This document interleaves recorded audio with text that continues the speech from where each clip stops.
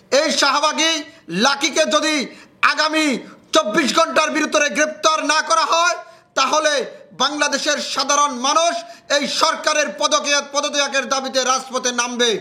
Lucky এখনো 24-এর গণ অভ্যুত্থানের পর এই ভুয়া সংগঠনের নেত্রী কিভাবে এখনো রাস্তার উপরে মিছিল করার সাহস পায়? লাকি এত সাহস পায় কই?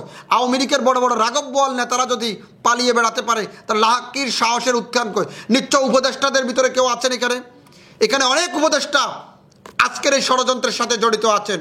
ওরা চায় না বাংলাদেশে কোনো একটি সুষ্ঠু অবাধ গ্রহণযোগ্য নির্বাচন হোক। ওরা চায় না সঠিক সময়ে বাংলাদেশে নির্বাচন হোক, কারণ ওরা চায় বাংলাদেশের নির্বাচন যতক্ষণ পর্যন্ত হবে না ততক্ষণ পর্যন্ত দেশটাকে তারা লুটেপুটে খেতে পাবে। আর এই শাহবাগীর জায়গা বাংলাদেশে হবে না। শাহবাগ হবে শান্তির জায়গা। শাহবাগ চত্বর নাম মুছে দিয়ে এখানে 24-এর গণ অভ্যুত্থান চত্বর দিতে হবে। কারণ গণ অভ্যুত্থানের পতন উৎখাতের শুরু শাহবাগ থেকে। সেখানে এই শাহবাগীদের নাম পরিবর্তন করে সেখানে ছাত্র জনতার নাম বসাতে হবে। 24-এর গণ অভ্যুত্থানের নাম বসাতে হবে। 24-এর গণ অভ্যুত্থানের পর যে অন্তর্বর্তীকালীন সরকার রয়েছেন তিনি পুরোপুরি ব্যর্থ হয়েছেন, কারণ তারা এখনো 10 মাস না যেতে কিভাবে তারা এখনো রাস্তায় নামার সাহস পায়? 17 বছর তারা তাদের শাসন কায়েম করার পরেও তারা কিভাবে 24-এর গণ অভ্যুত্থানের পর সে বাংলাদেশের সাধারণ জনগণ যেখানে 85% মানুষ তাদের বিরুদ্ধে, সেখানে তারা নামার সাহস পায় কিভাবে? তার অর্থ হচ্ছে যে এখানে কিছু সংখ্যক বর্তমান সময়ের কিছু সংখ্যক রাজনৈতিক নেতাদের বা রাজনৈতিক দলের ইন্ধন আছে। এটাকে প্রশাসন খতিয়ে দেখতে হবে। আমি বিশ্বাস করি এটি রাজনৈতিক দলের ইন্ধন আছে এবং শেখ হাসিনার পরিকল্পনা তো আছে, থাকবে। কারণ শেখ হাসিনা যে সকল মেশিনগুলো লাকির মতন যে সকল মেশিনগুলো ঢাকা ব্যবসায়ীতে রাখি গেছেন তাদেরকে যতক্ষণ পর্যন্ত ঢাকা বিশ্ববিদ্যালয় থেকে উৎখাত না করতে পারবেন ততক্ষণ পর্যন্ত বাংলাদেশের মাটিতে তারা প্রতিনিয়ত ষড়যন্ত্র করবেন। আর লাকি এত সাহস পায় কই? আওয়ামী লীগের বড় বড় রাঘব বোয়াল নেতারা যদি পালিয়ে বেড়াতে পারে তা লাকির সাহসের উৎখান কই? নিশ্চয় উপদেষ্টাদের ভিতরে কেউ আছেন এখানে অনেক উপদেষ্টা আজকের এই ষড়যন্ত্রের সাথে জড়িত আছেন।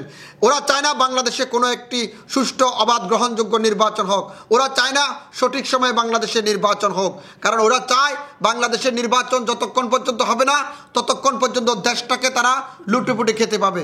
অতএব আমি পরিষ্কার ভাষায় এতটুকু আপনাকে বলতে চাই যে বাংলাদেশের মাটিতে নতুন ষড়যন্ত্রর পাত পেতেছে লাকি। আজকে আবার কি করে তার বিরুদ্ধে হাজার হাজার লোক নামার পর লাকি কি করে সাহস পায়? নিশ্চয় এই সরকারের কোনো ইন্ধন আছে, সরকারের সর্বোচ্চ সহযোগিতা আছে। এটি বাংলাদেশের সাধারণ জনগণকে খতিয়ে দেখতে হবে। খতিয়ে না দেখতে হলে বাংলাদেশের জনগণকে বলবো এই সকল মেশিন গানের বিরুদ্ধে আমাদেরকে নামতে হবে। যারাই এই জনগণের বিরুদ্ধে কথা বলবে তাদের বিরুদ্ধে। আর এই শাহবাগীর জায়গা বাংলাদেশে হবে না। শাহবাগ হবে শান্তির জায়গা। শাহবাগ চত্বর নাম মুছে দিয়ে এখানে 24-এর গণ অভ্যুত্থান চত্বর দিতে হবে। কারণ গণ অভ্যুত্থানের পতন উৎখাতের শুরু শাহবাগ থেকে। সেখানে এই শাহবাগীদের নাম পরিবর্তন করে সেখানে ছাত্র জনতার নাম বসাতে হবে। 24-এর গণ অভ্যুত্থানের নাম বসাতে হবে। আমরা গত কিছুদিন আগে আমরা দেখেছি টিভির এক টক শোতে নিরীহ আক্তার বিএনপির নেত্রী বলেছেন যে আমরা যদি একটা ধাওয়া দিই যারা আছেন সবাই পালিয়ে যেতে বেড়াবে। তো আপনার ধাওয়া লাকি কোত্থেকে আসলো? লাকিকে এখনো ধাওয়া করেন নাই কেন? লাকি কিভাবে মিছিল করে? লাকি কিভাবে সেখানে স্লোগান দেয়?